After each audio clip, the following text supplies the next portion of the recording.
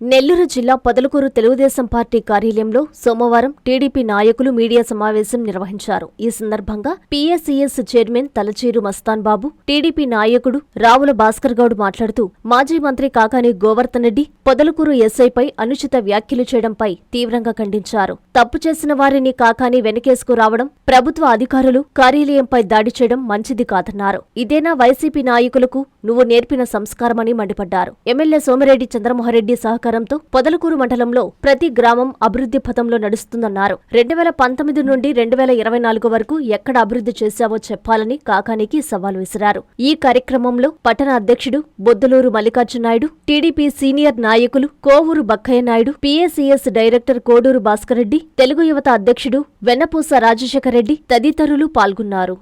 నమస్కారం.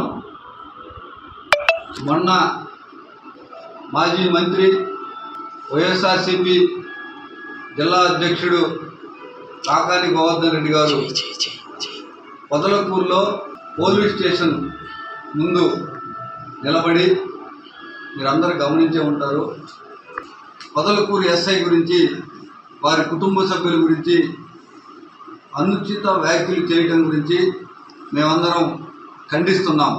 అసలు ఏం జరిగిందో తెలుసుకోకుండా మీ అనుచరులు తాగి ప్రభుత్వ కార్యాలయాల మీదకి, అధికారుల మీదకి దాడికి వెళ్తే వారికి బుద్ధి చెప్పాల్సినటువంటి ప్రజాప్రతినిధిగా, గతంలో మాజీ మంత్రిగా చేసిన మీరు, ఎమ్మెల్యేగా చేసిన మీరు, జిల్లా పరిషత్ చైర్మన్గా చేసినటువంటి మీరు నేరుగా పోలీస్ స్టేషన్ దగ్గరకు వచ్చి మీ అనుచరుల ఆగడాలకి వంతబాడటం మేము తీవ్రంగా ఖండిస్తున్నాం.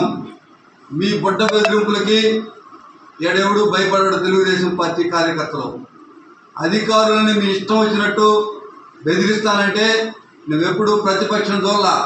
ఈ రాజకీయ ఆరంగేట్నం నుంచి మొన్న 2024 వరకు అధికారం చెలాయించిన, పెత్తనం చెలాయించిన నువ్వు ఒక్కసారిగా అధికారాన్ని కోల్పోయిన తర్వాత ప్రతిపక్షంలో ఏ విధంగా ప్రజలకి సేవ చేయాలో తెలియక ఇంకా నువ్వు అధికారంలో ఉన్నట్టే భ్రమిస్తున్నట్టున్నావు. నువ్వు మాట్లాడిన తీరు, అధికారులను బెదిరిస్తున్నటువంటి తీరు దారుణం. నీ అనుచరులు విద్యుత్ కార్యాలయానికి, పొదలకూరు మండలంలోని విద్యుత్ కార్యాలయం దగ్గరికి వెళ్ళి అతనే చెప్తున్నాడు, నేను 3 రోజులు వరుసగా వెళ్ళాను ఏఈ మీదకి, కానీ ఏఈ నాకు సరైన సమాధానం చెప్పలేదు అంటున్నాడు. నీకేం అవసరం అన్నాడు, నీ అనుచరుడికి ఏం అవసరం, నేను లంచం ఇచ్చాను అన్నాడు. నువ్వు లంచం ఇచ్చుంటే ఈటం తప్పు. ఒకవేళ నువ్వు ఇచ్చుంటే ఆ పై అధికారికి కంప్లైంట్ చేయి, ఏఈకి చేయి, ఎస్సీ గారికి చేయి, విద్యుత్ ఏడీకి చేయి.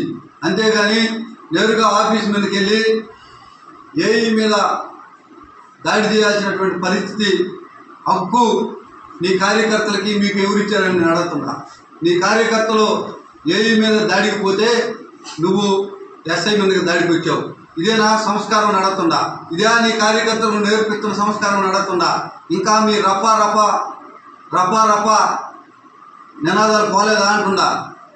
ఎక్కడికైనా సరే మీ జగన్ నినాదం, నీ నినాదం గత 5 ఏళ్లలో పోయింది.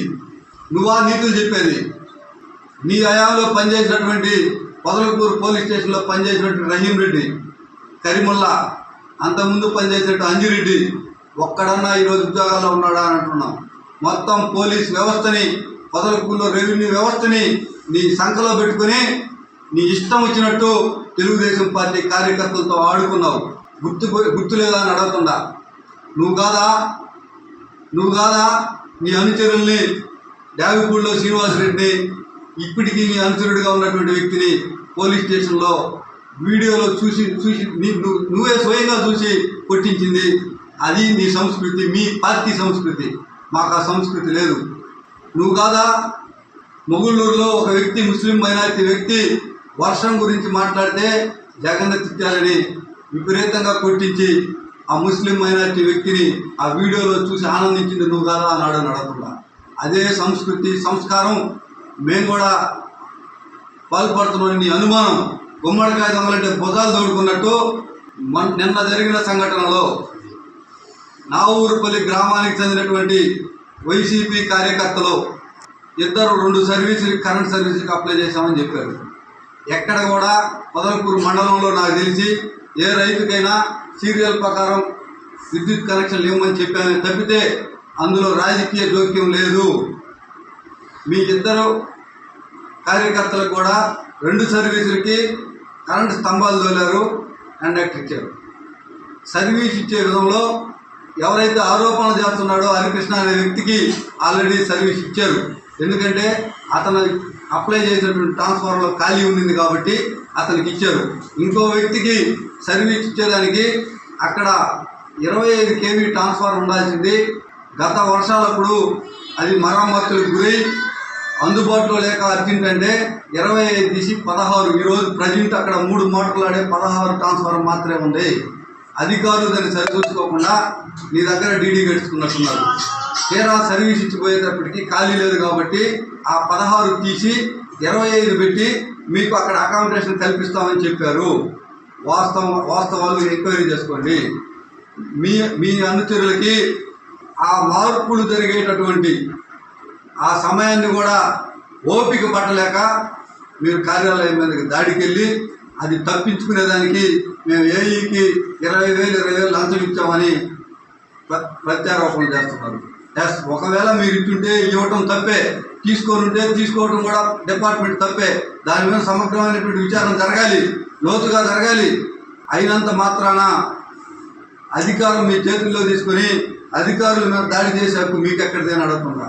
ఆ విధంగా ప్రవర్తించినందుకు వీరి మీద కూడా సుమోటోగా కేసు పెట్టాల్సిందే, సమగ్రమైన విచారణ జరగాల్సిందే. అవినీతిని, అక్రమాలని మా నాయకుడు కానీ మా పార్టీ కానీ మేము కానీ ఎప్పుడు ప్రోత్సహించము. మీలాగా రైతుకి 10 యూరియా కట్టలు ఇస్తే ఏవోని అగ్రికల్చర్ అసిస్టెంట్ని సీతారాంపురంకి అల్లూరికి మార్చేటువంటి సంస్కృతి సంస్కారం ఉన్న నాయకుడు మా నాయకుడు కాదు. ఎవరికైనా ధర్మబద్ధంగా ఉంటే, చట్టబద్ధంగా ఉంటే ఇచ్చేదానికి ఏ సర్వీస్ అయినా కానీ ఇంకే పని అయినా కానీ సర్వీస్ దాకా మోటివేట్ అయ్యి మీ నాయకులు వచ్చి మీ కార్యకర్తలు వచ్చారంటే తహసీల్దార్ ఆఫీస్లో వాళ్ళ సర్టిఫికేట్లు అన్ని ఇచ్చుండాలా. మేము అడ్డుకోవాలనుకుంటే విఆర్ఓ స్థాయిలోనే అడ్డుకోగలిగి ఉండేవాళ్ళం. ఏఈ దగ్గర ఆపల్లా. దానికి సంబంధించిన ఫైల్ అంతా పుట్టప్ చేసుకుని వచ్చినప్పుడు మొదట్లోనే ఆపుకుండేవాళ్ళం. ఆ మాత్రం ఇంటి జ్ఞానం మీరు ఆలోచించుకోలేకపోవడం దారుణం. మీ నాయకులు తాగి గవర్నమెంట్ ఆఫీస్ మీదకి వెళ్ళి వాళ్ళు రక్షణ కోసం పొదలకూరు ఎస్ఐకి ఆ ఎస్ఐ గారు ఆ ఏఈ గారు నాకు ప్రొటెక్షన్ ఇవ్వమంటే ఫోన్లో మెసేజ్ పెడితేనే వీళ్ళకి ఫోన్ చేశాడు ఎస్ఐ గారు. స్వయంగా వీళ్ళే పోలీస్ స్టేషన్కి వెళ్ళారు. వీళ్ళే గోవర్ధన్ రెడ్డి కాడికి వెళ్ళి గోవర్ధన్ రెడ్డిని సంప్రదించి తిరిగి పోలీస్ స్టేషన్కి వాళ్ళే వచ్చారు. వచ్చినటువంటి వారిని ఒక గంట సేపు కూర్చునబెట్టి పంపించాడు ఎస్ఐ గారు. మీరే ఒక ప్లాన్ ప్రకారం ఎస్ఐ మీద మరకయ్యాలని, ఎస్ఐ మీ అరాచకాలకి అడ్డు తగులుతున్నాడని, ధర్మబద్ధమైనటువంటి పరిపాలన పొదలకూరులో జరుపుతున్నారని, మీ అడుగులకు మొడుగులు వస్తలేదనే కక్షతో ఎస్ఐ మీద అసత్య ఆరోపణలు చేస్తున్నారు. మీరు ఈ పొదలకూరు మండలంలో శాంతి భద్రతలు కాపాడుతున్నటువంటి ఎస్ఐని ఏదో విధంగా ఇక్కడి నుంచి పంపించాలనే ఒక దురుద్దేశంతో ఇదంతా ఒక గేమ్ ప్లాన్ వెళ్ళి ఎస్ఐ మీద ఆరోపణలు చేస్తున్నారు మీరు. ఇది దారుణం. నీ కార్యకర్తల్ని నువ్వు సముదాయించుకోవాలి. తప్పు చేసిన వాడికి ఒక పెద్ద మనిషి దగ్గరికి వెళ్తే మీరు పెద్ద మనిషి అయితే తప్పు చేసిన వ్యక్తి పూర్వపరాలు విచారించి ఇది తప్పు, నువ్వు మిట్ట మధ్యాహ్నం మద్యం సేవించి ఒక ప్రభుత్వ అధికారి మీదకి ఎలా వెళ్తావని ప్రశ్నించాల్సిందిన మీరు రెచ్చగొట్టి పోలీస్ స్టేషన్ దగ్గరకు వచ్చి నేను రోడ్డు మీద కూర్చుంటానంటే ఇది ఎక్కడి పరిపాలన అనుకుంటా? ఇది ఇంకా జగన్ రాజ్యం అనుకుంటుందా? ఇది ఇంకా మీ రాజారెడ్డి రాజ్యాంగం అమలు జరుగుతుంది ఆంధ్రాలో ఇంకా కలగంటున్నావా నువ్వు అనుకుంటుందా? లేదు, అంబేద్కర్ రాజ్యాంగం అమలు జరుగుతుంది ఆంధ్రప్రదేశ్లో. ఖబర్దార్. మీరు అనుకుంటున్నారేమో ఇంకా మీ పోకడలు, మీ అధికార బలం ఇక్కడ ప్రదర్శిస్తే కుదరదు. 29లో నువ్వు వస్తే పొడిచి పైకెత్తావా? ఎత్తావా? నువ్వు ఎత్తావు. లింగంపల్లి అడిగిన వాళ్ళు ఎన్నికలకు ముందు నువ్వేం మాట్లాడావు? నేను వస్తే మిమ్మల్ని అందరినీ పార్టీలు చేస్తావు. రేపు మన 24 వచ్చిన పొరవ 29లో వస్తావు. మేమందరం మేమందరం నువ్వు మంత్రిగా ఉన్నప్పుడే నీ రెవెన్యూ అక్రమాల మీద, నీ పోలీస్ అరాచకాల మీద పోరాడినటువంటి తెలుగుదేశం పార్టీ కార్యకర్తలం పొదలకూరులో ఉన్నాము. నీ ఆటలు సాగవు, నీ బెదిరింపులకి ఎవడు భయపడడు. నీకు ధైర్యం ఉంటే నిన్న ముత్తుకూరుకి వెళ్ళి ఏదో జగనన్న కాలనీ చూసావు, రా పొదలకూరుకి, రా నా ఊరుపల్లికి. ఏ ఊరికి వస్తావు రా, పొదలకూరులో నేను చూపిస్తా. నువ్వు ధైర్యం ఉంటే నీ జగనన్న కాలనీలో అవినీతి జరగలేదంటే పొదలకూరుకి ఎప్పుడు వస్తావు రా. ఏ కాలనీలో సందర్శించి మీ జగనన్న కట్టిన కాలనీలు పేదలు సుఖంగా ఉంటే మాకు చూపించు, నేను ఆహ్వానిస్తా. నువ్వే కాలనీ ఎత్తుకో, పొదలకూరు మండలంలో జగనన్న కాలనీలో అవినీతి జరగకుండా నీ నాయకులు దోచుకోకుండా ఉంటే అలాంటి కాలనీకి నువ్వు వస్తే నేనే స్వాగతం పలుకుతా. నాకు చూపించు, నీ గురించి నువ్వు మంచి చేస్తుంటే. గోవర్ధన్ రెడ్డి మహానుభావుడయా, ఈ పేదలకు ఎస్టీలకి బిల్లు కట్టిందంట 2023లో నావూరుపల్లిలో నీ నాయకులు ఎస్టీ కాలనీలు డబ్బులు కట్టకుండా దోచుకుంటే మీడియాలో నేను వచ్చిన తర్వాత బయట పెడితే మీడియా అంతా కథనాలుగా రాస్తే వాళ్ళకు కోతలు గురించారా నీ నాయకులు. ఎస్టీల సొమ్ము కూడా 23 దోచుకొని 25లో మేము వచ్చిన తర్వాత ఇల్లు కంప్లీట్ చేసి ఇచ్చారా. పొదలకూరులో ఎవరికి ఇచ్చారో తెలియదు, ఎవరు డబ్బులు దోచుకుపోయాడో తెలియదు. అన్ని ఎంక్వైరీలు నడుస్తున్నాయి. అలాంటి దోపిడీ ప్రభుత్వం నీ జగన్ అన్నది. నువ్వు మంత్రిగా ఉన్నప్పుడే నీ పుట్ట మీద ఉన్నప్పుడు ఎవడు భయపడలా. ఇప్పుడు కొంతమంది ఆయన చెంచాల చేత ఏదేదో తప్పుడు కోతలు పూయించారు.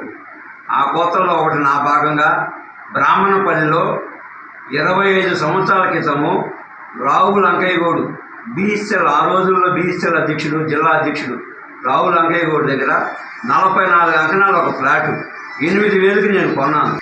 ఆ ఫ్లాట్ని నేను ఇటీవల మా అన్న కొడుకు ఒకటి ఇల్లు కట్టుకోవాలంటే వాడికి ఆ ఫ్లాట్ ఇచ్చారు. వాడు క్లీన్ చేయించుకొని సర్వే చేయించుకుంటుంటే ఇందర్సేన్ అనే వ్యక్తి ఆ అబ్బాయికి ఫోన్ చేసి, ఫోన్లో బెదిరించి సర్వేకి ఫోన్ చేసి, నువ్వు ఎట్లా కొలుస్తావు ఫ్లాటు, నువ్వు ఏ ఉద్దేశంతో కొలుస్తావు అని చెప్పేసి ఆ అబ్బాయిని బెదిరించాడు. సరేనని చెప్పేసి నేను పోయి మిషన్ తీసుకొని పోయి ఫ్లాట్ క్లీన్ చేశాను. క్లీన్ చేసిన తర్వాత మస్తోజు సర్వేని చేసుకొని కురిపిస్తుంటే ఇందర్సేన్ అనే వ్యక్తి ఒక 3 మనుషుల్ని, విజయ్ భాస్కర్, పుట్టోడు, ఆనంద్, ముత్తేలయ్య, ఈ 3 గోండాలను పంపించి సర్వేని కొలవనీయకుండా అడ్డుపడి సర్వేని భయభ్రాంతులు చేసి సర్వేశారు. సరేనని చెప్పేసి నేను పొదలకూరుకు వచ్చి ఎస్ఐ గారికి రిపోర్ట్ ఇచ్చాను. సార్, ఈ విధంగా నా ఫ్లాటు క్లీన్ చేయించుకొని కొలిపించుకుంటుంటే ఇందర్సేన్ అనుసరులు వచ్చి ఆ అబ్బాయిని బెదిరించి కొలవనీయకుండా సర్వేశారని చెప్పేసి రిపోర్ట్ ఇచ్చాను. రిపోర్ట్ చెప్తాము ఎస్ఐ గారు ఆ అబ్బాయికి ఫోన్ చేశారంట. ఫోన్ చేసి అడిగారు, ఏమయ్యా భాస్కర్ కొలిపించుకుంటుంటే మీరు ఎందుకు అడ్డుపోవాల్సి వచ్చింది, అదేదైనా సమస్య ఉంటే గ్రామ పెద్దలు మాట్లాడతారు కదా, మీ ముగ్గురే ఎందుకు పోవాల్సి వచ్చిందని ఒక మాట అడిగారు అంతే ఎస్ఐ గారు. అంతకుమించి ఇంకేంటో మాట మాట్లాడారు. బిద్దోలు పంచాయతీ గురించి గోవర్ధన్ రెడ్డి గారు చాలా అభివృద్ధి చెందని అంటున్నాడు. 2014లో మేము చేసిన పనులు, మా చంద్రబాబు నాయుడు గారు చేసిన పనులు తప్ప చెరువులు కావచ్చు, కాలనీలు కావచ్చు, ఏ వర్క్ అయినా సరే, ఏ రోజైనా సరే నువ్వు 2019 నుంచి చేసిన పని ఒక్క పని పంచాయతీలో రా, పంచాయతీలో మేము వస్తాం, మీ పార్టీ వాళ్ళు రమ్మను, మేము వస్తాం, సవాల్ చేసి చెప్తున్నాం. మీకు ఒక్క వర్క్ చూపి మేము చూపిస్తాం. 3 చెరువుల పనులు చేస్తున్నాం 2016-17. మళ్ళీ ఇప్పుడు 3 చెరువుల పనులు చేస్తున్నాం. ఇంచుమించు 60 లక్షల రూపాయలు మా 3 చెరువులకు డబ్బులు ఇచ్చాడు మా పెద్ద ఆయన సోమిరెడ్డి చంద్రమోహన్ రెడ్డి గారు. ఈరోజు వర్కలు జరుగుతున్నాయి. రాండి, ఫోటోలు పెట్టాము మన కూడా గ్రూప్లో. రా, నీ మనసును తీసుకోరా, ప్రతి చెరువు కట్టా చెక్ చేయి, చేసామో లేదో చూడు.